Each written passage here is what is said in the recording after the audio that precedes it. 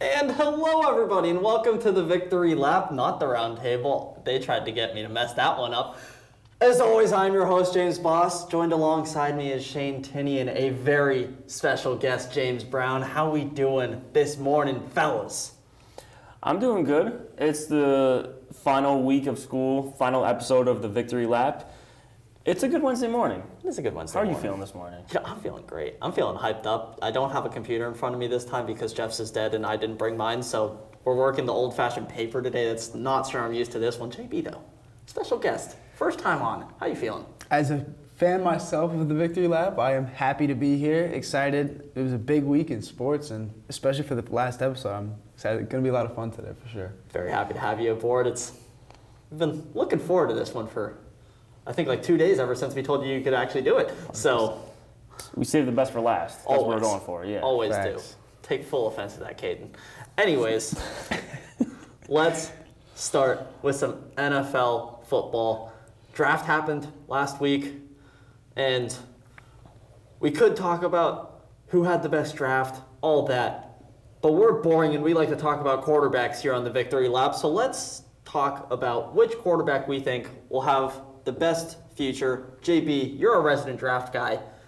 How about you start this one off? I am. I was, saying yesterday this is the best event in all of football all year, so I love the draft, and I love this year's draft, and a guy who I loved a lot was the number 2 pick in that NFL draft. So C.J. Stroud, to me, is the best future. I think he's put in a great spot with a new head coach who I love a lot in D'Amico Ryans. And they went out and got him some help. They went out and got 2 of my favorite receivers in the whole draft in Xavier Hutchinson and Tank Dell, to go along with now a veteran in Robert Woods. And they already have Nico Collins, so they're building a lot around him. And they picked up Dalton Schultz, too. So he's got a nice system to build around him, which is what he had at Ohio State, was he had one of the best receiver corps we've ever seen. And they go out and get Will Anderson. So a lot of pressure's off him now. So now his defense is a lot better. Stingley's going to be coming back healthy. They picked up Jimmy Ward in free agency, who I love too. They just had a great free agency. And I think Stroud, the biggest thing that worries me is that line isn't great. That Texans line is not great. They do have Laramie Tunsil, who's good, but the rest of that line, I don't really know too many guys in that interior line, but he had a great line at Ohio State, and that helped him a lot because one of his biggest concerns is being under pressure. But, I mean, the weapons that he has now really they helped him a lot because the weapons that he had at Ohio State were incredible. So I think that having those guys and having that defense that D'Amico Ryans is building and the way how they drafted and the way they had a free agency, I feel like that team is building a great young future. And C.J. Stroud was my QB1 going into the draft, so I think he's in a really great spot to be successful, so I think he's going to have the best future out of all the guys. Now, the way I look at it, I also kind of think C.J. Stroud is the best quarterback out of there. Yep. I think, obviously, Anthony Richardson has all the potential in the world to be better than C.J. Stroud, but that situation in Indy is just terrible, and I'm not very high on his future, but I think for me, it's a little off, and I'm not sure that this is even right, because it's not. I think Hendon Hooker is going to have a really good future. I love Hendon Hooker with the Lions because I think as a team, this is a perfect fit for him because they already have all the offensive pieces around him. So once he does end up being able to get the starting job in Detroit, which he will have in 2 years once Jared Goff's contract is over, he'll be fully recovered from his ACL. He'll have time to work with this offense, and the kid's talented. He's like, if he hadn't torn his ACL, he would have been going much higher than the 3rd round. And so obviously he's coming off a very major injury, but the talent's there. His arm is there. I think he's in a great situation to succeed.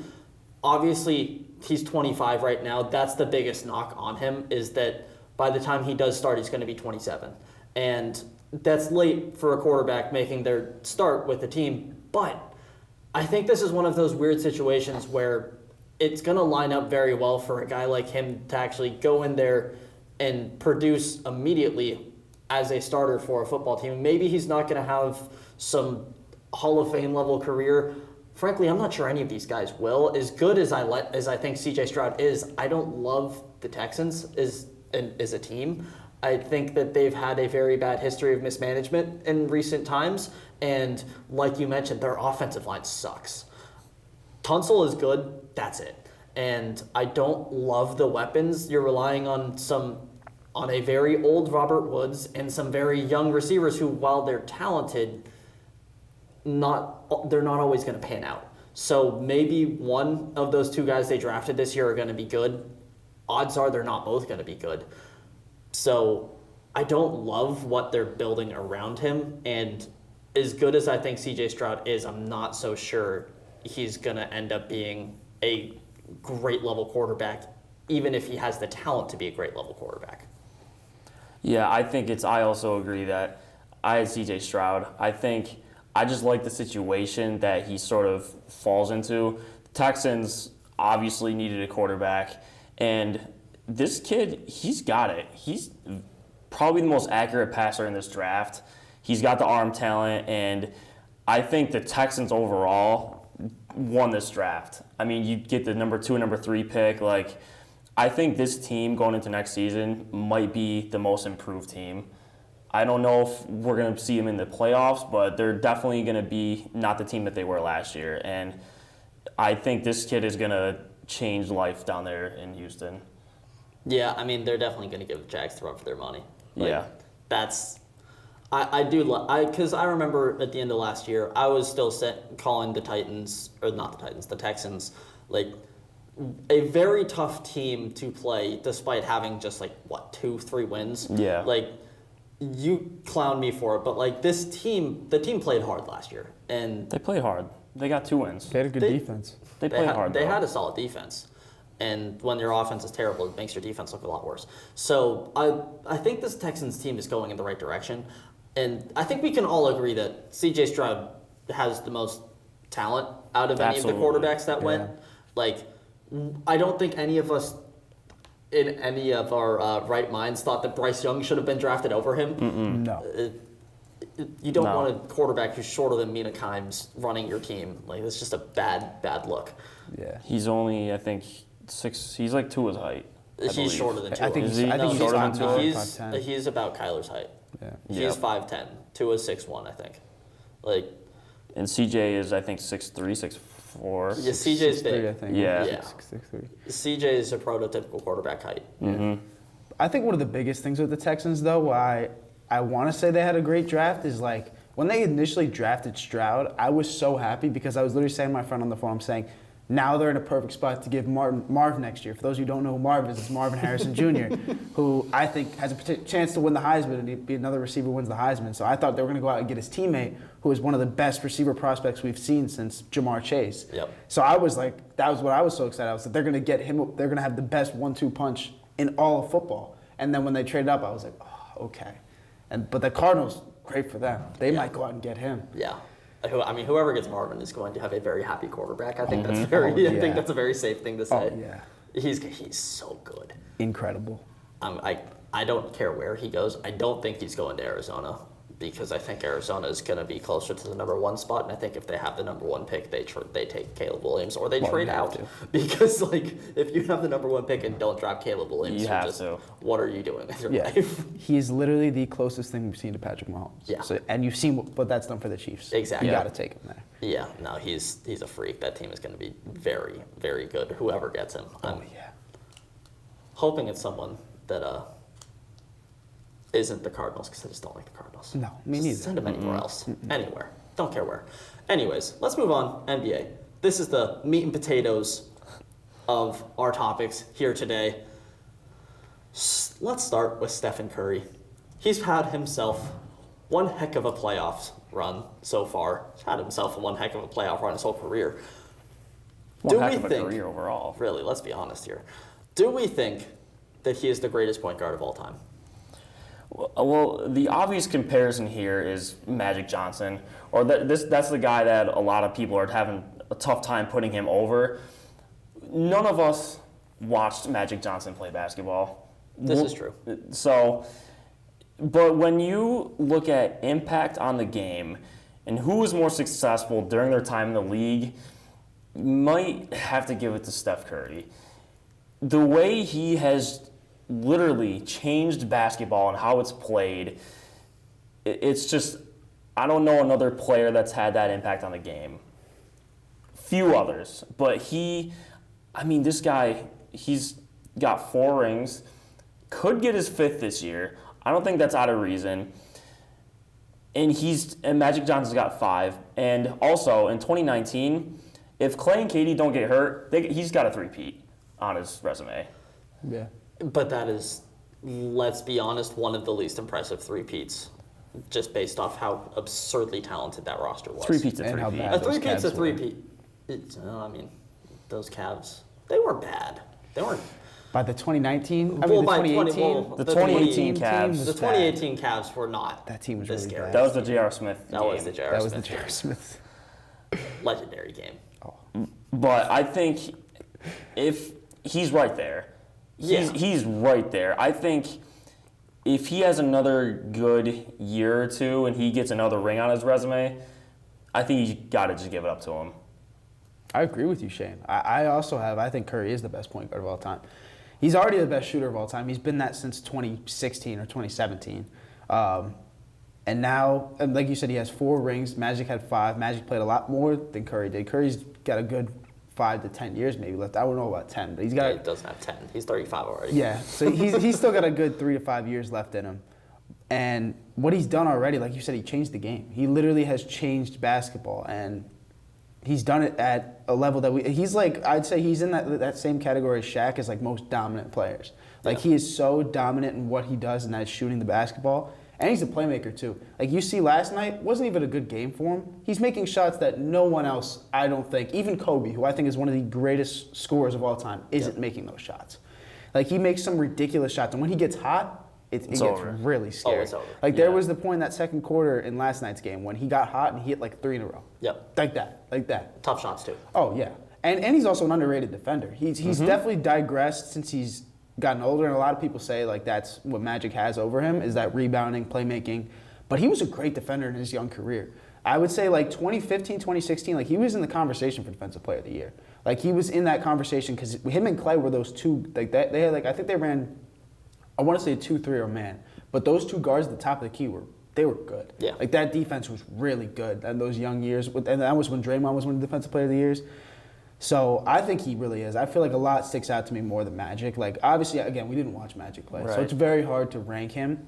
But from what we've seen from Curry, is like I put him as a top 10 player all time in my books. Yeah. I think Curry is incredible, and like he's still got a lot more basketball left to play, which is the scary part too. Because if he gets a couple more rings, he might get put in like that top 5 category. You know, start creeping up on MJ and LeBron, which, you know, if he gets a couple more rings under him, because he won back-to-back MVPs. Yeah. I don't think Magic ever did that. No. But I mean, here's my thing. Obviously, I'm a biased Laker fan. I think that is a very clear thing here. I still have Magic over Curry. I think if Curry wins a ring this year, or just wins one more in general, then it's a legitimate conversation as to who's better. For now, I still have Magic over. Magic has 5 rings. 5 rings is nuts. Curry's at 4, which is also nuts. But Curry was the centerpiece of the Warriors team, but he had Clay, who was the second best shooter ever. He has Draymond, who was one of the best defenders in the entire NBA, and then he had Kevin Durant, who's one of the greatest scorers this league has ever seen. Like Magic had help. He still had Kareem. He had Worthy. He had guys around him, but they were outside of Kareem being arguably a top 5 player of all time. Steph has more help, I think, and that team that the Warriors had, Steph only has 1 Finals MVP. I would say he deserves 2. He should have got the one that Iggy got. I agree. He should have. But Kevin Durant earned his 2 Finals MVPs in those 2 Finals seasons, and then Steph earned his Finals MVP last year. Like Steph should have 2. Magic had I don't know exactly how many Finals MVPs, but I'm fairly confident that he had more than Steph. And so like he was the best player on the best team in the league that won it 5 times. Like you say Steph revolutionized the game with his 3-point shooting, but Magic also revolutionized the game with big ball dominant players. Because Magic was 6'6", 6'7" when he was playing. Like you weren't seeing point guards as big as Magic before he came into the league, and he was absurdly good defensively. Like he wasn't a dominant scorer, but he could score. He's the greatest passer this league has ever seen. Like, Stockton? LeBron? I would put Magic over LeBron? both of them. I would put Magic over both of them. It's close, yeah. I think it's closer between him and LeBron, but I think Magic Yeah. is a better passer than LeBron. Obviously, none of us were alive when Magic was playing. So take everything that is coming out of, I think, all of our mouths with a grain of salt, because really, we only know so much about this topic. What I do know, though, is that Magic, he knows how, he was one of the greatest winners of his generation. If he didn't have to retire early, he probably would have won more. Like, this is one of the greatest basketball players the world has ever seen, right? I have Magic number 3 all time. I don't have Steph number 3 all time right now, and that's what he'd have to be if he wants to pass Magic. Steph's not done yet, though. He's not, and He's if not. Steph can win more, then it's a real conversation. Yeah. And, none of us watched Magic Johnson, but we've watched Steph Curry. Yeah. We've watched Steph Curry dominate this game in a way no one has before.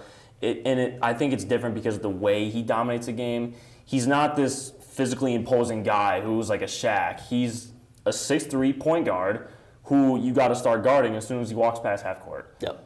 And he's done it all basically on LeBron's watch. Yeah. I think that's one of the most important things for him. Yeah. Yeah. And you mentioned LeBron. Do we want to? How close is he to LeBron if he wins another ring? My first reaction is, oh no, it can't be. But then I sit and think, he's won all of his rings while a lot of people say LeBron is the face of the league. Yep. It's been on his watch. And I think it's a conversation. If he gets 5 rings and LeBron stays at 4, it's got to be a conversation. And another thing I don't think Steph gets credit for, we always talk about LeBron, he's 38 years old, Iron Man. Steph's 35. Yeah. And you can't tell. No. The way he runs around the court when he doesn't have the ball, He looks like he's 12. I wouldn't want to guard him. No. That's another underrated thing about his game, too. His movement without the basketball. He's the greatest softball player the league has ever seen. Like, all of a sudden, he'll just be, and then you'll see him open in the corner for 3. Yep. So, I don't know. I think when it's all said and done, when they're both retired, it might be a legitimate conversation. I want to say, and mind you, I am one of the biggest LeBron fanboys you will meet. I love LeBron James, but like you said, it's close. Like, I really, when I was listening to you, I was like, yeah, he does have 2 MVPs. If he wins another one, he's going to have 5 rings. He's got the same amount of rings as LeBron right now alone. But the biggest thing that stick out to me is the complete game. Like, LeBron is the most complete player, like, debatably in any sport. Like, he does everything at his sport to a level that, like, he's like you said, best passer. He has the most points in NBA history. I would say there's one person who is actively playing a sport right now who is more complete than LeBron James. Ever. Who might that be? Shohei Ohtani. Yeah, okay. I'll give you that. I will give you that for sure.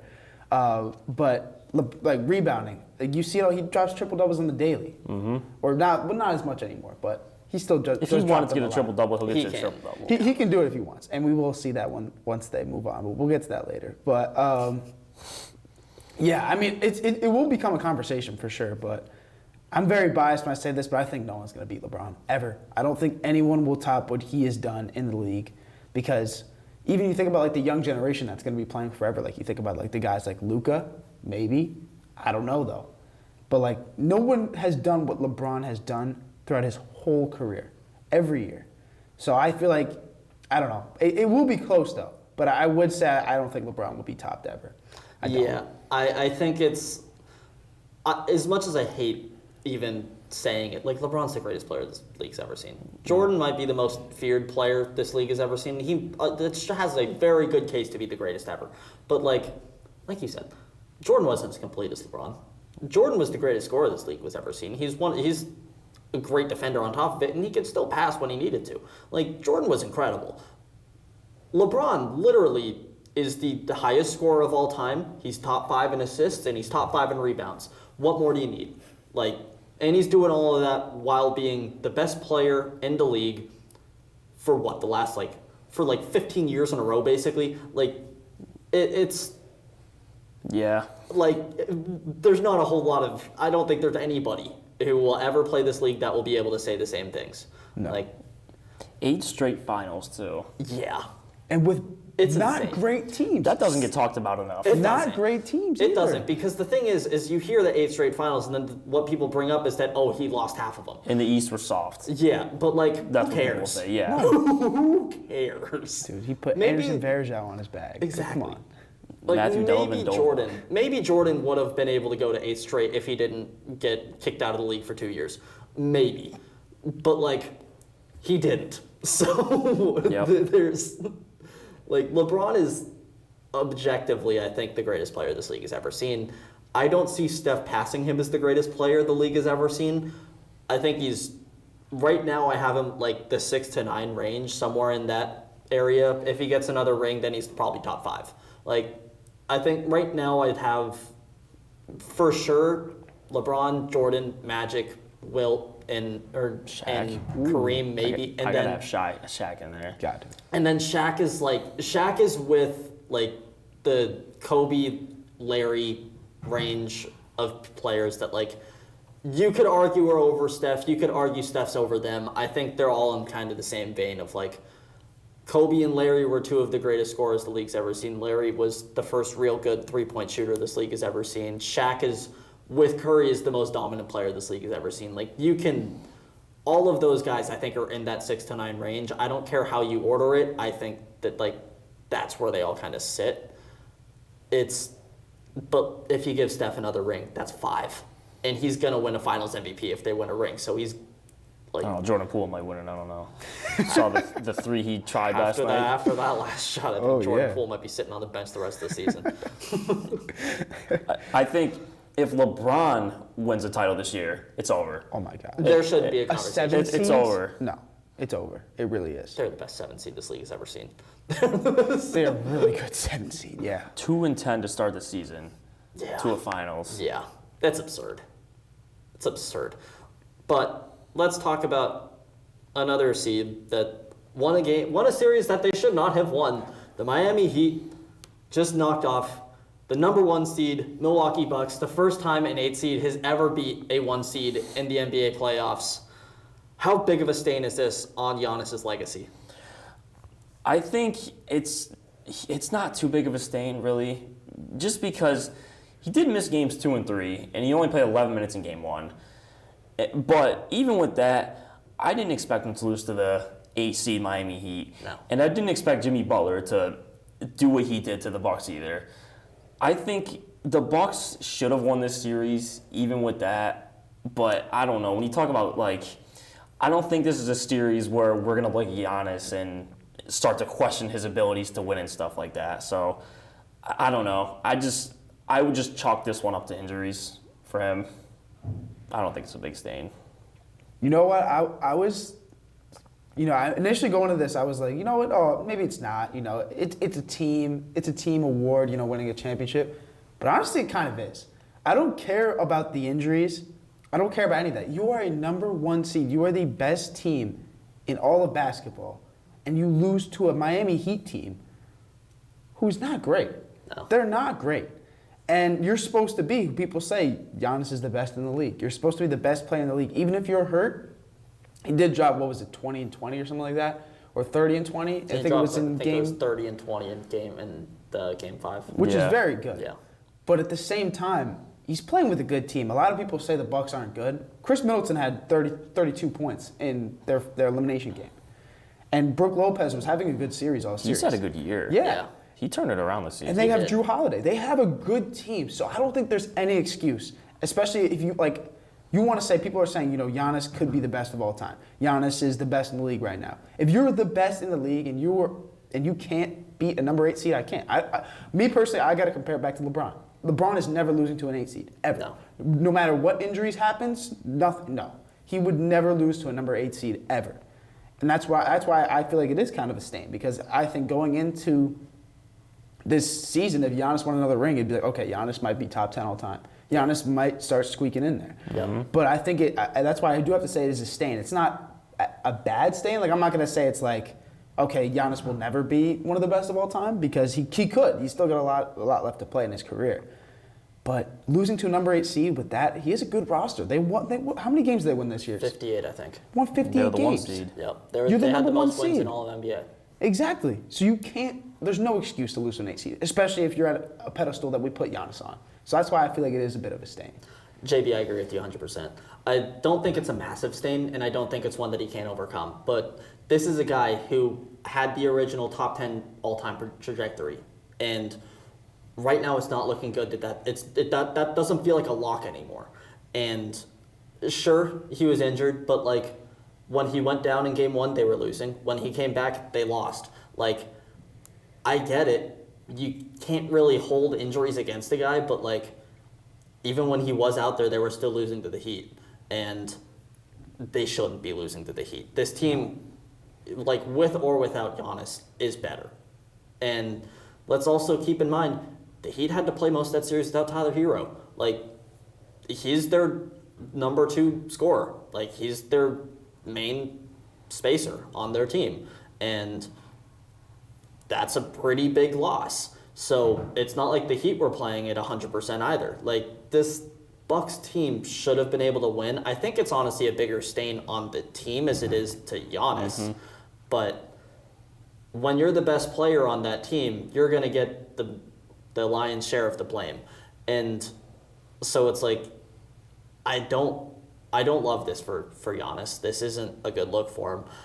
We talked about the interview that he had after the game where he pretty much just like poured his heart out and was just explaining that, like, look, in sports you can't win every single time. And that's true. You can't. But you're supposed to win against an 8 seed. Like, maybe you don't want to look at this as a total failure, but like, it's not a success. This is not a successful season, and you're not going to finish this year looking back at it like, well, put it all out there and it just didn't end well. Like, that's not how anybody on this team is going to look at it. That's not how any of them should look at it. This was a failure of a season. We can't look at this Miami Heat team, though, and pretend like they're just a regular 8 seed. They kind of are. They were in the play-in. I don't think so. They were in the play-in. They came in as a 9. What was it? Were they 9 or 10? I think 9. Yeah. They were not. This is an 8 seed. This is a regular 8 seed. I think they were 8 because they lost and then they got to play again. So they were either 7 or 8, I think. Yeah, you're right. You're right. Yeah. They might end up in the conference finals. They could. I think. I mean, we're going to talk about that later, but they could. They got to. There's our resident Knicks fan at the table. Someone's not happy with that. They could, though. I mean, they could, but did you watch last night's game? Yeah. Jalen Brunson is showing why he's a top 5, debatably top 3 point guard in the league. Jalen Brunson. In the playoffs. In the playoffs, he is. Even the whole season. Julius Randle almost sold at the end there with that turnover. He's always trying to sell. That was rough. But I think this Heat team is an 8 seed. Obviously, they're led by Jimmy Butler, who is a superhuman freak. One of the best playoff performers of this modern NBA. Yeah, but like, look at the team around. And Spoelstra is one of the best coaches Spoelstra is a great coach. ever. Great coach, yeah. I would say. He's better than Mike Budenholzer, I can tell you that much. Yeah, because what was it? Didn't Giannis ask to guard Jimmy Butler or something like that? I think so. I think that came out. I will say, though, next season, Giannis should be coming out there with a vengeance, though. Like, I mean, that can't happen again. No. I mean, the Giannis MVP campaign he is about to go on is going to be amazing. But the Bucks need to address big man first. As much as I was gassing up Brook Lopez, really what wins you basketball games is you see it last night with the Lakers. What wins you basketball games is a good big. Yeah. They don't have a great big. No. Brook Lopez is old. He's not, like, even when he was in Brooklyn in his young careers, Brook Lopez was never a great center. Well, their great big is Giannis. Exactly, yeah, but Giannis, like, if you let Giannis play like his true 3 role, and you get him like a good rebounding big man that's a defensive guy, like we saw with Jaren Jackson, even with the Grizzlies, how AD is for the Lakers. If you give the Bucks one of those guys, no one's gonna stop them. Yeah. It does seem like they need a legit number 2. Yeah. Middleton is a good player. I mean, Drew Holiday's solid. I like those pieces. I love Middleton. Obviously, I think he's on the downturn of his career, and I think that's fairly obvious. But like, Middleton's a solid number 2. Solid. Like, He sure. dropped 30 in their elimination. Yeah, game. he goes out and he performs, and he spaces the floor when Giannis can't. Like, he's a very important piece to this Bucks team. I don't think Middleton's the problem. I think JB's right. They do need a center. I've never liked Brook Lopez. I don't care how good of a season he just had. I don't think that it's even going to come close to happening again. Like, he annoys me in the way he plays basketball, and I don't. I would rather have a center that is not Brook Lopez. I mean, I'd rather have him than like DeAndre Ayton. And let's talk about the Suns. Let's talk about the Suns and the Nuggets, because the Suns are down 2-0 to the Nuggets in this series. Which player do we think is under the most pressure in this Suns-Nuggets series? I kind of went back and forth with this one because this series is filled with star power. Yeah. But I think at this point, I think it's Jokic. You know, Yeah, you're going to agree with that one. he's in gonna his say that 8th too, yeah. season now. We can't keep giving this guy an excuse of like, oh, you know, his first couple of years in the league, he'll give it. No, this is your 8th season now. 2-time MVP. I think this team is finally due for a breakthrough to finally like reach the finals. I don't think that's outlandish. They're the 1 seed. We all want to see the Lakers in the finals probably, but Yes. Yep. the Nuggets could beat them. And They could. top to bottom, they're probably a better team. That's debatable, but the Nuggets have the talent to be in the finals. So I think especially now that they're up 2-0, you got to get this one home. If they end up losing this series to the Suns, who kind of look like they're starting to slide, I think Jokic is under the most pressure to get this one done. Yeah, I was going to say Jokic because James knows. I'm very familiar with Jay. I am not JB's. sure, Shane, if you are, but I am not a Jokic guy at all. And I'm not a Jokic fan at all. But I feel like the guy who's under the most pressure, I was going to say Jokic, but I flip onto the other side. It's Kevin Durant. Yep. With now CP3, strain is growing. He's out. I think he said that he's out for their next game. He might be Yeah. out for the rest of the series. So even though he hasn't been great this year, that's still a veteran point guard that's very crucial to your team. Yep.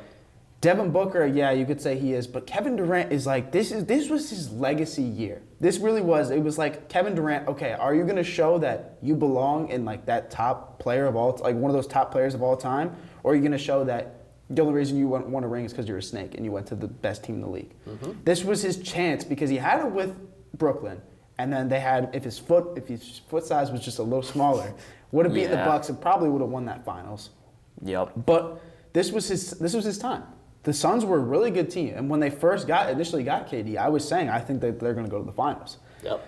Because, like I said, they already have that great scorer in Devin Booker. Now you add Kevin Durant. I was like, these are two of the best scorers in all of the NBA. Yeah. So now I feel like this is like his legacy is on the line again. Like I was saying, you know, he goes to the Warriors, wins 2 rings. Now you have a chance to go on and win one. I'd say on your own, kind of, because he'd be the biggest star really on that team. Yep.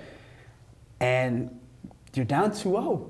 And like I said, you're down 2-0 to a really good, like you were saying, Shane, Nuggets are a good team. They are a really good team, but I think this game coming up is going to be crucial for them, and we're going to need to see KD play better than he has played. He hasn't played up to the standard that I was expecting. 23, 21, 19 points are not Kevin Durant numbers. Mm-hmm. Kevin Durant needs to score at least 30 a game, especially now with Chris Paul out. And if he starts to heat that up, I'd say, okay, I feel like the Suns are going to be able to compete in this series. But if they come out soft in Phoenix, like, that's going to really stain Kevin Durant's legacy for me. So I feel like that's why he's under the most pressure. Because I feel like a lot of people, if he doesn't get this done, are going to say, that's the only reason he won a ring. Curry carried him to a ring. So I think Kevin Durant's under a lot of pressure. The JB squared connection is really coming into play right now because I agree with you once again 100%. I think Jokic is under pressure. I think everybody can acknowledge that. Like, this team should be their year that they actually break through. But Kevin Durant, he has the talent and the skill set to be the greatest player this league has ever seen. Oh, yeah. Mm-hmm. Like, it's not outlandish to say that he should have been the greatest player ever. But I don't think there's a single person in the entire world who would even try and make that argument. At this point in his career, with the way it has gone, he is disappointed so many times in his career. Like, he disappointed twice with the Thunder. Once in the finals, once in the conference finals. They had a 3-1 lead on the 73-9 Warriors, and then they blew a 3-1 lead because Kevin Durant played like dog water. Like, he should be a legitimate top 5 player of all time. He's not even top 10 right now. And I don't see him ever breaking into that because he's continuing. Even, doesn't matter where he is, he can't get it done.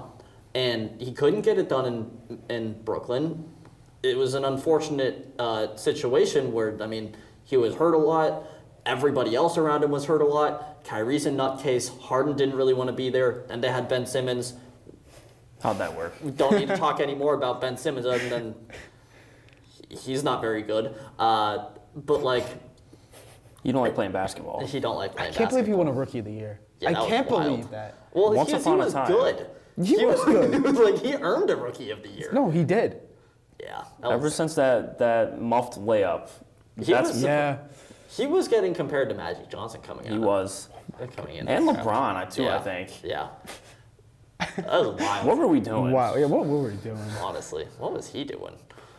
But, like, Kevin Durant is on a Suns team where obviously they have Devin Booker and he was their guy, but Kevin Durant is the best player on this team. Like, Yeah. there's no contest with that. On the Warriors, it was, is he better or is Curry better? It was like, it was a legitimate debate. But, I don't think it was a debate. I mean, Especially in the playoffs, KD lit up. well, no, Yeah. Every single KD team. played better in the playoffs, but Curry like, was coming off Curry two was coming off MVPs. back-to-back MVPs, Yeah. including a unanimous MVP and the greatest offensive season we've ever seen. He was, but Curry was on the top of the world when they got KD. I think KD was better, but like there was a conversation to be had. I'm not sure they win those titles without KD. I don't think. The they way win at he least one of torched the Cavs in those finals, not single-handedly. Steph played great too, Steph but played great and Clay played great and Draymond played but very good KD defense. was just a level above. Yeah. And Yeah. he deserved those 2 Finals MVPs. Oh, Yeah. 100%. In that 2017 Finals, I don't think the Warriors won that either. I agree with you. I think Yeah. the 2017, they don't win it without him. I think 2018 they still probably Just pull it because of off. the competition Yeah. of that Cavs team just wasn't there. Yeah. That was a Game 4 performance that he had. Ridiculous. Absurd. That was The insane. 3 right in LeBron's grill. Oh, Yeah, at the that end of was the one of the game. toughest shots I've ever Yeah. He seen just ever. laced it. Oh yeah. Yeah. Which makes you want to say he's one of the best ever, which is so frustrating why he can't win. Well, so I frustrating. think he is. He's a top 15 player of all time. Yeah, but Yeah. I don't think he's ever going to crack top 10. No. Unless he wins with the Suns team, no. Exactly. If he can't go out and win this year, next year, something soon, he's never going to crack into that upper echelon of players. Because, he's still, below Tim Duncan. Yeah. That's another guy I didn't even mention earlier is better. I wouldn't have Clay over Steph. I wouldn't have him over Kobe. I don't have him over Larry. I don't have him over, I don't have him over a lot of those guys. He's obviously great. He's obviously one of the most talented players ever. Scorers, he's top. If you want to talk about He's just top five. scoring the If you're a ball, scorer, he's yeah. top 3. Yeah. I think it's him, Mike, and Kobe. Yeah. Those are the best scorers ever. But Mike and Kobe knew how to win. KD doesn't. Yeah. And I've called KD soft. I've hated on KD for as long as he has left the Thunder. Even when he was with the Thunder, when he blew that 3-1 lead, I was hating on him. This guy just... I hate everything about him. He's such... His competitive mindset doesn't seem to exist anymore. He just wants to avoid any situation where he has to be the top dog. Because when he has to be the top dog, he can't do it. And it's frustrating because he should be able to. We saw him pull up in LeBron's grill and win the finals. That should be a moment where it's that's your signature moment to show that you are one of the greatest players to ever live. But it's not. And it's frustrating. Yeah. I think, going back to the question, I think it's because Jokic he's not a champion yet. KD, how he did it or not, he is a 2-time NBA champion, 2 Finals MVPs, and a regular season MVP. Jokic, it took LeBron 9 years to win in the league. I think getting over the hump of that first one, that's when the pressure's starting to build for him. I think Jokic is that good. Yeah. When you take away rings and just the way he plays and impacts the game, he is a guy that you look at and say, okay, this guy should have a ring. Yeah. He's up there with Giannis is a champion. He's up there with Giannis. Yep. So I think he's got to just get it done. Even though I'd rather see the Lakers win again. Oh, but I don't want to see Jokic win. I don't either. No. But let me No. preference that. I don't either. But if you're him in the Nuggets, it's now's your time. Yeah. I can't say that Jokic has had a great impact, though. Jokic has not proved anything to me. Anything. He has not proved anything. I don't care if you won back-to-back MVPs. He has never made it past the Western Conference Finals. Ever. Ever. In every season that he's played. That's why I think that's another reason you got to break through. Yeah. He's under a lot of pressure, but I think, frankly, I can't say that he's one of those top guys in the league. Like, he's definitely top 5, but he's showing that he can't win. Oh, he's dealt with Jamal Murray's been injured, and all of his team's injured. I don't care. Like I said, Giannis, look at this. Giannis has been injured, or I guess it's different because Jokic isn't the one who's getting hurt, but even with injuries, LeBron's done it with injured players. Everyone's done it with injured players. And I can't sit here and say that Jokic is better than... He's not even the best player at his position. The guy who just won MVP last night is. Joel Embiid is better than him. 100%. I'm not going to open that can of worms right now. Because, I'm not going to do it. But if you go back and even look at his MVP seasons, Embiid was right there. Going back, I was looking at it yesterday, Embiid had more points and less rebounds and less assists. But Embiid had more points... But it wasn't from the rebounds wasn't a big margin. It was like 13 and 11. But the assist was like 4 to 7. Yeah. But still, Jokic is a generational passer and he's a center. Like, yeah, he is. But he can't win. And you can say the same thing for Embiid. You can. Exactly. But they're in a better spot to win than the Nuggets are. I feel like. I don't know if they are. I think they're both in very good spots to win. Like I don't want to see the Nuggets win, but like I don't want to get too far into this. We already yelled about it yesterday. Yeah. Jokic is still over Embiid. It's closer than I might like to admit, but like he's not. Embiid hasn't passed him yet. I don't care if he just won an MVP last night. Jokic won 2 of the last 3. Jokic was still right there this year. Like, he's better. Anyways, let's move on to our next topic. What was the biggest reason the Lakers were able to turn it around this season? Shane, you mentioned they started 2-10 to the year. How are they here?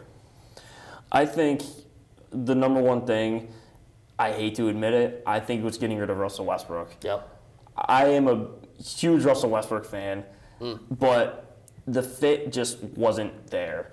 And Russ even said it himself, if you caught this after the Clippers game, he said, mentally I'm just in a way better place here than I was with the Lakers. And you see it. Yep. The pieces just never clicked when he was there. And I think getting rid of him and even Patrick Beverley too, that didn't go very good either. So I think moving on from them, and also the emergence of Austin Reeves, who is a legit third best player on this team. I don't even think it's a question. Bron, AD, and then it's Austin Reeves as their third, I would say. D'Lo is right there too. D'Lo's there, but yeah. Austin Reeves has been more consistent than him. Lately in the playoffs, I just think they've been turning to Reeves, except for that last game against the Grizzlies where D'Lo tore him apart. Yeah. And yesterday. Yeah, and yesterday. Yeah. But yeah, I think the biggest thing was Russ getting traded. It just from day one, and then they tried to bring him off the bench. He's not a bench player. No. Not yet, at least. So I think, and right around the trade deadline, that's when this team really started to round the corner. I think they had the best record in the West since the All-Star break. So, yeah, I think Russ getting out of there. Yeah, I will say this right now. I would like to give a former apology to Rob Pelinka. I disrespected that man so hard before the trade deadline, halfway through the year when the Lakers were just floundering and looked terrible. I hated everything that he had done with this team. I hated having Russ there. I hated all of it. But credit where credit is due. This man turned it around better at the trade deadline than I think I have ever seen in my entire life. This team went from being a legitimate dumpster fire to one of the best teams in the entire NBA. And he did it without really getting any real superstars. The best player he got was D'Angelo Russell. And D'Lo is solid. D'Lo was a very high draft pick. He has not panned out in that sense. He's a good player. He's good. Yeah, but he's like, not worth a number 2 he's pick. not a great player. And so the fact that he was able to turn around this team without getting a legitimate like superstar is incredibly impressive. I love the guys that he has gotten. Vanderbilt is a defensive wizard. Rui Hachimura is such a great bench presence. Yes. And D'Angelo Russell is a fantastic second ball dominant player that they can have to take some of the load off LeBron. What they have done to build this team around LeBron and AD has been incredible. And normally you hate injuries. Normally they're a terrible thing for any organization, especially when it's to one of your best players like LeBron and Anthony Davis and D'Angelo Russell. But those injuries were so big for the Lakers purely because it opened up the role for Austin Reeves to become such an important contributor for this Lakers team. This is the first time, I think, in the history of the NBA, this will probably be the last time in the history of the NBA, that you can see a team get better after they lose LeBron James or a LeBron James caliber player. Because that's what the Lakers did when he went down. Austin Reeves stepped up. He is now their clear-cut number 3 on this team. And it's so important for them. And I think this is going to be the difference between them being a first or second round exit or a bubble exit to where they are now, which is a legitimate title contender. Yeah, I agree with both of you. I think the trades that they made were incredible, and that's why it's really, I feel like it's one of the best teams LeBron's ever played with. But I think the biggest thing that sticks out to me is getting AD healthy.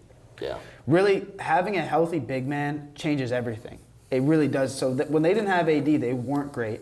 Then AD comes back, they start to win, and LeBron goes down. And this is when AD gets to shine. Because this was the first time that we've seen AD be the first option since he was in New Orleans. And he proved it in that span of games. He was going off. He was dropping 20 and 10 every game, 30 and 10 every game.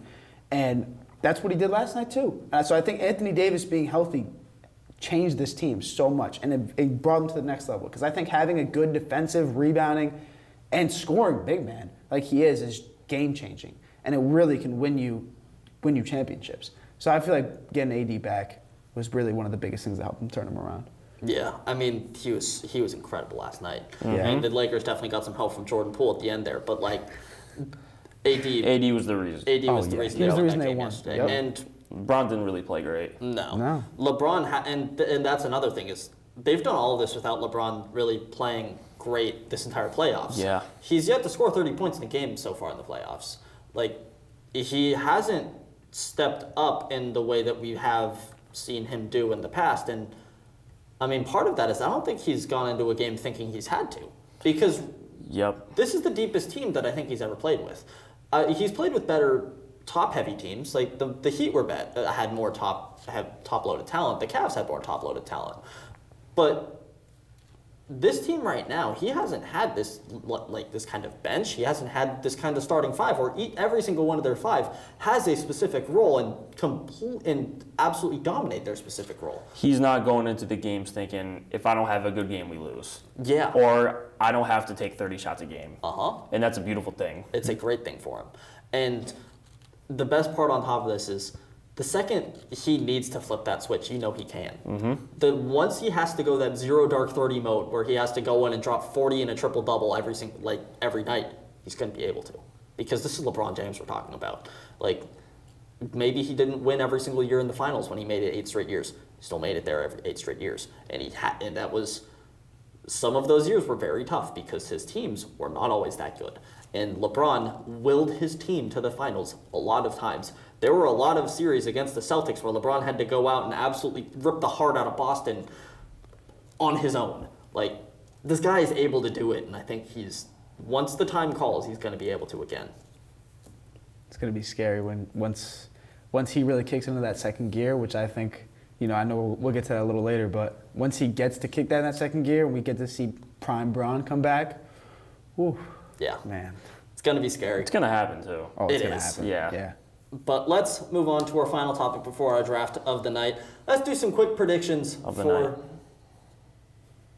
Shut up, Shane. I don't need that from you. Maybe they're watching it at night. Ever think about that? Anything's possible. Anyways, let's move on to our quick predictions for these second round series. Let's do this rapid fire, starting with the Heat and the Knicks. JB, your Knicks, how you feeling? My Knicks, I felt good after last night, but I will need to see how the Heat play with Jimmy Butler. So I'm going to go with the Knicks in 6 because I want to go with Knicks in 5, how they played last night, because I think they played incredible. But I think once Jimmy Butler comes back, it'll change things, and I'll have to see how that team pans out. So I'll give them a game, but I think the Knicks are taking this series. I got the Heat in 6, unfortunately. I think, series not at 1-1 now. I think when Jimmy Butler comes back, I think he will be the same Jimmy Butler as we've seen. Yeah, I got the Heat in 6. I got the Heat in 7. I think that they barely squeaked out a win last night with Jimmy out, obviously. I mean, Jalen Brunson was incredible in the second half, and he has continued to be incredible in the playoffs. But, I mean, they were barely beating a team that didn't have Jimmy, didn't have Tyler Hero. Like, I don't love the prospects for the Knicks once Jimmy is back out there. I think give him until, if he comes back game 4, the Heat have this. If he takes any longer than that, then I think it starts to sway more in the Knicks' favor. But as long as he's back by 4, I think the Knicks are a little out of their element here. It's going to depend on him. It is. And when he comes back, for sure. If Jimmy just can't come back, I think it's the Knicks in That's over. 5. Like the Heat can't win without Jimmy buckets, but I think we all saw him at the end of game 2. He is going to be back out there. Yeah, that smirk. Yeah. So let's move on to the other series in the East. Celtics Sixers. This is a tough one. This is a great series. This is a great series. Oh, great series. One of the best. But I think the Celtics are going to come out on top in 6. But it could be the Sixers in 6 too. This is a really tough one. I went back and forth here, but I think the Celtics are just a little bit better than the Sixers overall, and yeah, Celtics in 6. Yeah, I think. Before I change my mind again. Yeah, I'm with you, Shane. I think this is the best series, at least evenly in terms of evenly matched teams out of all of them. Like, I love the Sixers team. I worry about them beat injury. I don't think that Harden is going to be able to continue to consistently put up 40 a night, and if Embiid has to come back and play hurt, I don't think it's going to be enough to actually overcome the Celtics, who, for being honest, might be the best team in the playoffs at this point. I think they probably are the best team in the playoffs at this point. Yeah, reigning Eastern Conference champs. Yeah. Just a year ago. So who'd you have? You had Celtics I got in 6? Celtics in 6. Okay. Well, I have to disagree with you guys because I feel like no matter what, this series is going to 7. I feel like no matter what, this series is going to go to 7.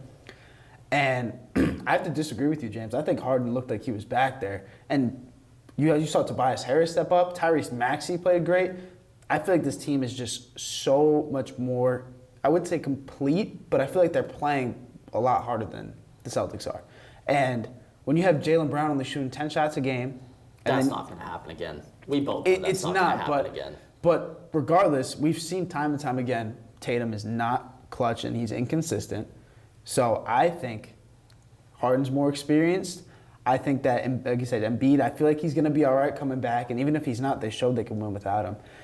I'm going to go with the Sixers in 7 here. I think it will go to 7, and I think the Sixers will get that win in Boston and advance to the Eastern Conference Finals. It's going to be a great series no matter what happens. Let's move over to the West. Let's start with the Nuggets and the Suns. I'll kick this one off. I think the Nuggets take it in 5. I think they complete the gentleman's sweep. I don't love this Suns team. They don't look right. And the Nuggets, I hate Jokic as you want. They're the better team, and they look like the better team. And I think they dropped one game in Phoenix, and that's it. As much as it does hurt me, JB Square connection coming in again. I have Nuggets in 5 too. I think this team is just a lot more complete. And now that Chris Paul going down, I don't think that that KD's going to be able to hold that weight, and I think the Nuggets are going to take it in 5 too. I also got the Nuggets, but I got them in 6. I think Phoenix just has the raw talent enough to get 2 wins. And I agree the Nuggets are a better team. Just because, like, I don't know if I'm a fan of, like, teams that just try to, like, rebuild their entire roster. Not rebuild, but the chemistry just isn't there yet. No. And with the Nuggets, they've been playing together for years now. So I think that's more important than talent sometimes. So I'm taking the Nuggets in 6. Yeah. Let's move on to our final series. The Lakers and the Warriors. JB, how you feeling here? With how they played last night, I think the Lakers take this one in 5. I think 5. the Warriors didn't look great. Yeah, like they were down 12 before they had that huge explosion and ended up making that game look close on paper, but it wasn't close. The Lakers were blowing them out for the whole second half. And then they got a little bit of a spark, but I think the Lakers just look so much better. And they did that in Golden State. Golden State is a very hard environment to win in. Once they come back to LA, they're going to sweep that in LA. They'll take both of those games. Even if the Warriors win on Thursday, it's still going to be 3-1. I don't. You know, it could go to 6, but I think the Lakers will take it in either 5 or 6. I think they'll take it in 5. They looked so dominant yesterday. See, I got the Lakers at 7. Ooh. You know, actually, I think this might be the best series in the playoffs. I changed my mind. The Warriors, I don't think, are going to go down that easy.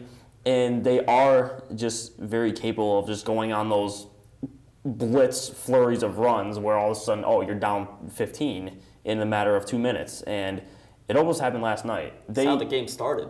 Yeah. They could have lost that game last night. This could be 1-0 Warriors right now. Yeah. And I think this series is going to be a dogfight, but I think the Lakers come out in 7. I'm going to meet you guys in the middle. I'm going to say Lakers in 6. I never thought we were going to win Game 1 in Golden State last night. Yeah. I never, before the clock hit 0, did I think that was actually going to be possible. But they looked out there and they looked incredible. LeBron didn't even have to play that great. AD was fantastic. I love this Lakers team. I love how complete they are. But Golden State is tough. And this Warriors team is very good, and they know LeBron very well. Mm-hmm.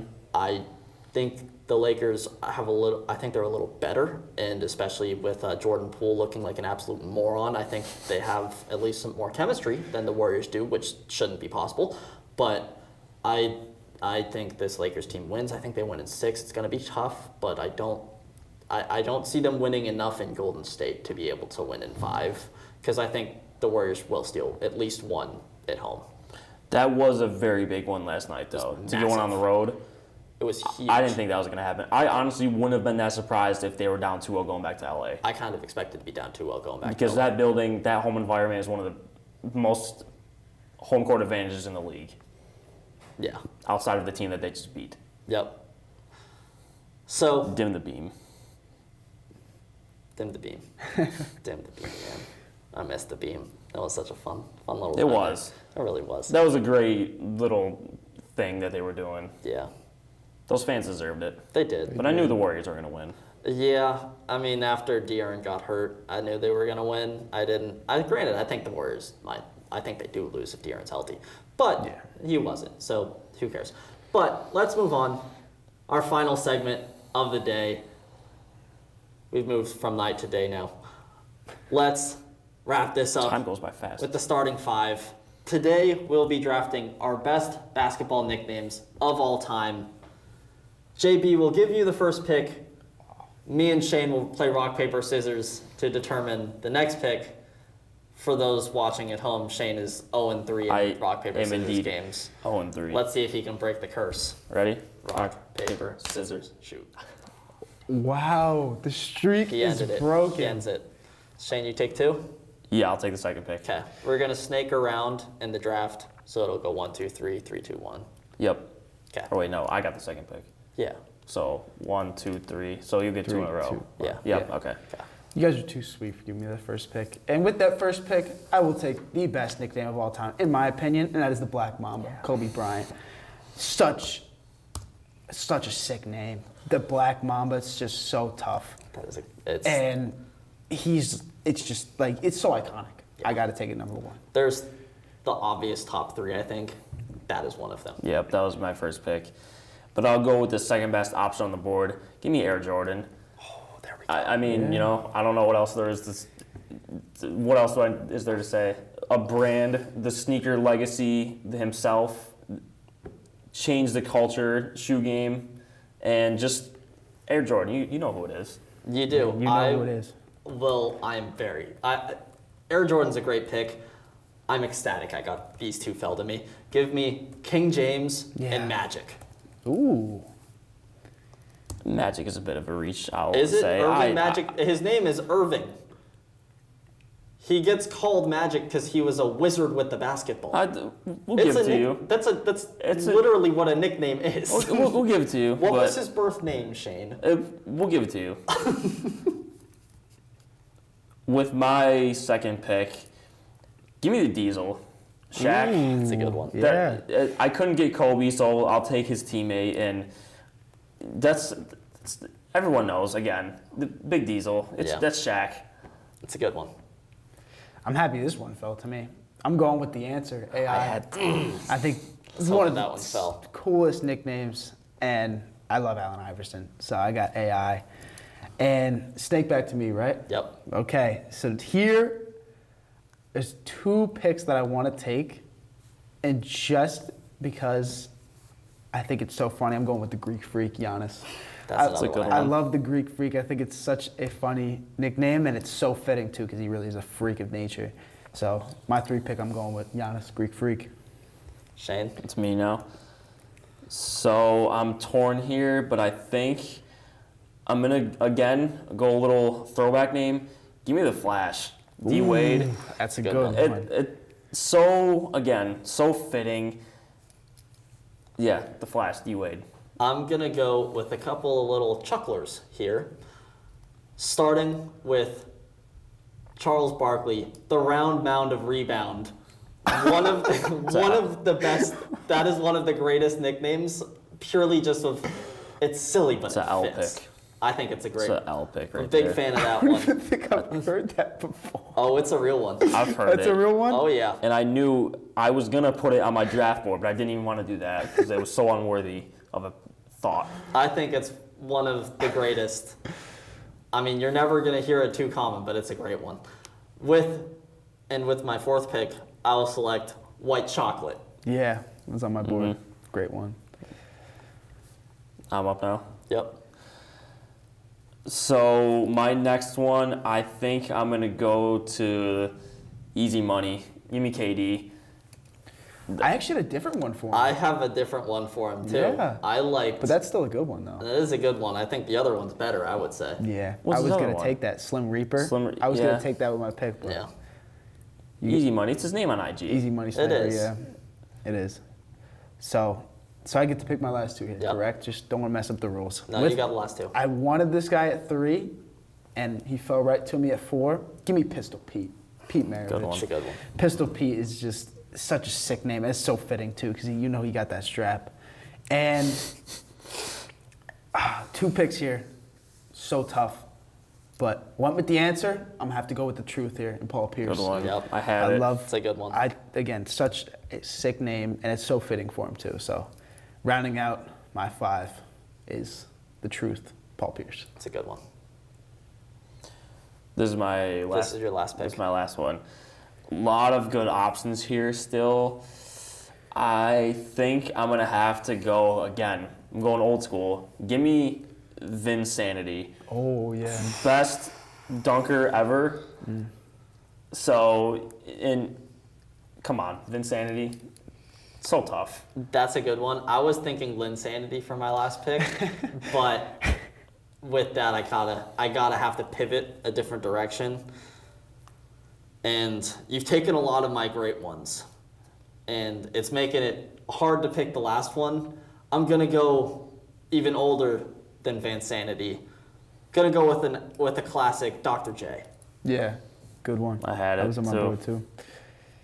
No human highlight reel, guys. No, it was. I was between that or the truth, but It's Yeah. There's a couple that went undrafted. I There think. are a couple. Yeah, a couple of. I mean, there's like one of my personal favorites is Birdman for Chris Anderson. Like, yeah. I almost He was wanted, a freak. almost wanted to take. He was a freak. He was just terrible. So like, Yeah, can't really take it. yeah. But that was one. There's one that I really wanted to take that I just couldn't get myself to do was Agent Zero for Gilbert Arenas. It's a That good one. so tough. Thought about that one. Did King James go undrafted? No, that was my first yeah, pick. that was his first. Okay. I had that. I also had, I don't know if this would have been acceptable, I had the kid from Akron. I didn't know if that was acceptable on top of a King James pick. I think it's technically acceptable. I wasn't gonna go for the double up on like the same nickname for two people. Like we mentioned, like Slim Reaper, I would have taken in this, but I mean, he took easy money. I wasn't gonna double up Yeah. on KD. Yeah. Plus, I dogged him the next year earlier, so like I can't really take him there. Yeah. Also, I think Uncle Drew. Yeah. Drew, yeah. I forgot to even. Put I didn't even have that on my board. That Me was neither. that was a That was Yeah. a good one. Yeah. That one, and I think the Babyface Assassin is tough too. Yeah. That's Steph. Yeah. I had Chef Curry on my board. Yeah. In case stuff got taken, but Babyface Assassin, I forgot about that one. That's Yeah. a sick name. I mean, I think we brought it up earlier. I was never going to actually draft it because it's too insulting to be a nickname that I would take, but Pandemic P has to be on. That was on my board purely as just an honorable mention. I had, you don't like this one, but I had Ice Tray as a Yeah, backup. I don't like that one. You don't like That's Ice Tray? tough. I think Ice Tray. When he think does I'll- the, yeah. Yeah, with that too. Yeah. I think it's Ice silly. Tray's tough. I think the last honorable mention I'll throw out there was one that doesn't work as two people, but the Splash Brothers. Yeah. I think is an iconic nickname. It's two people, so you can't doesn't really fit perfectly. Clay's not cool enough to have his own nickname. No, he's I not. don't think. No. No, he's just the greatest 3-and-D player this league will ever see. Word. But that will do it for us here on the final episode of the Victory Lap. Thank you all for joining us for this ride. It's been an absolute pleasure. Thank you, JB, for sitting down with us for this final episode. Thank you, Thank you Shane, for having me, boys. Of course. for doing this whole year long. It's been great. It's been a heck of a ride. 30 episodes 30 between between here. radio and TV. It's been a good one, and it's been a very great experience for the two of us, and happy you got to share it with us here on the end. Yeah. But Thank you, guys. that's going to wrap it up for us here. Hope you all have a wonderful summer. Thank you for joining us along the ride, and that's going to do it for James Boss, Shane Tinney, and James Brown.